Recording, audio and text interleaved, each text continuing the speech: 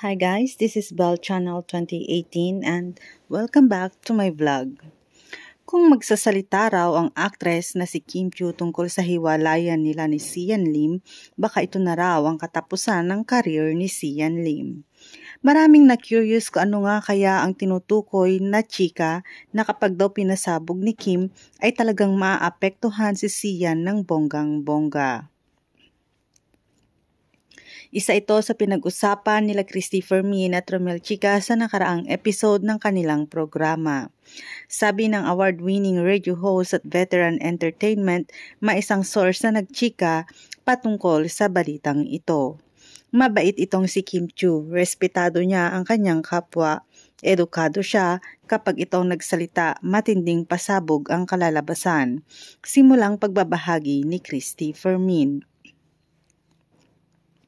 Aniya, kapag nagsalita na raw si Kim Chiu, goodbye na sa career ni Sian. Ano kaya ang ibig sabihin na yon? Reaction ni Romel, naku nay, ano kaya yung sasabihin na gusto nating malaman at ipapaalam sa atin ni Kim Chiu kapag nagsalita siya? Ano ba yan? Naku, iba-iba tayo ng iniisip, ang sabi ni Romel. Totoong-totoo yan, tugon naman ni Christy.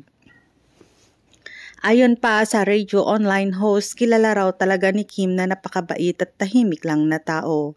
Kahit nga raw noong nag-break sila ng ex niyang si Gerald ay wala siyang sinabing masama about the actor. Ewan ko lang this time dito kay Sian kasi mukhang pabor sa kanya ang lahat ng tao na mabuti naman. Nagtanggal ka ng helmet sa ulo. Nauntog ka na sa katotohanan, ang pahayag ni Christy. Parehong nag-issue ng official statement sina Kim at Sian sa kanilang Instagram page tungkol sa kanilang paghihiwalay bago nagbabay ang 2023. VOR supporters, the truth, but we also respect each other's time of healing in a relationship. Love is always a significant factor, but sometimes love is not enough. We shared more than a decade of love, each other's support system, and many yet beautiful memories. It was our mutual decision to transition our relationship into what we hope to be a lifelong friendship.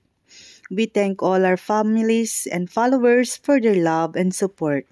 But now we ask you to appreciate our honesty and give us the privacy we need as we begin new chapter of our lives.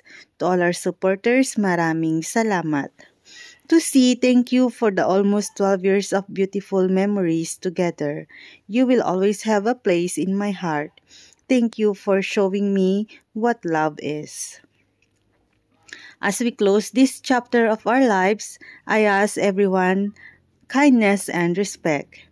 I hope this clears everything as we all move forward with our lives. Ang pahayag ni Kim sa breakup nila ni Sian. Thanks guys for watching and God bless everyone.